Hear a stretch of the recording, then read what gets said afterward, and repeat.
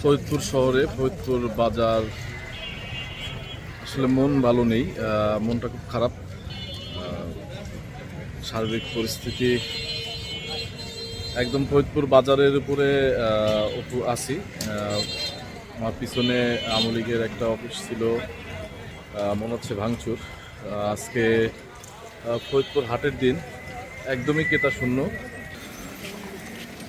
এখানে বেশ ভাঙচুর হয়েছে। আর আজকে হাটের দিন, এই সময়টাতে এই হাটের দিন এখানে কিন্তু একদমই আসা যায় না। রিক্সা, মানুষ একদম জ্যাম লেগে থাকে। তো আসতে হলেও কিছু কাঁচা বাজার করতে হবে, কিন্তু আমার দুশ্চিন্তাটা হচ্ছে এই যে ছোট ছোট ব্যবসায়ী বাজারের, তারা আসলে কেমন আছে, তাদের বেচা কেনা নাই। ভাই, বেচা কেনা তো নাই? হ্যাঁ, নাই। এরা একদমই ক্ষুদ্র ব্যবসায়ী, এদের এদের বেচা কেনা নাই। বাজারঘাট একদম ফাঁকা পড়ে আছে। আমরা আসলে দেশের যে পরিস্থিতি,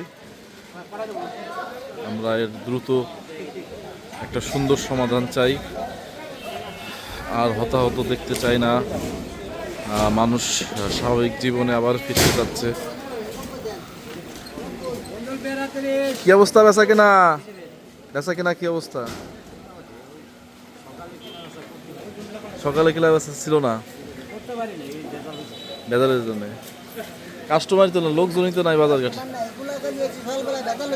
হ্যাঁ, বেচা কেনা বন্ধ হয়ে গেলে কেমনে হবে? আচ্ছা আচ্ছা আচ্ছা। তো আমরা চাই যে দ্রুত ওই এটা বন্ধ হয়ে যাক, এটা সমাধান হোক। আসলে আমি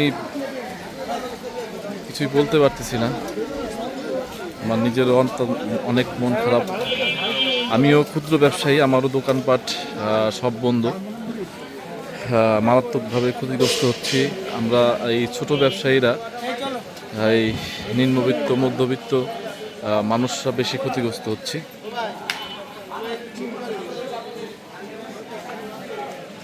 দেখেন, ফরিদপুরের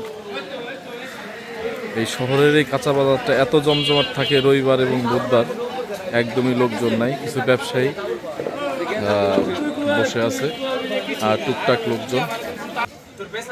তো আমরা চাই যে স্বাভাবিক অবস্থা আমরা ফিরে যেতে চাই। আর হচ্ছে সরকারের প্রতি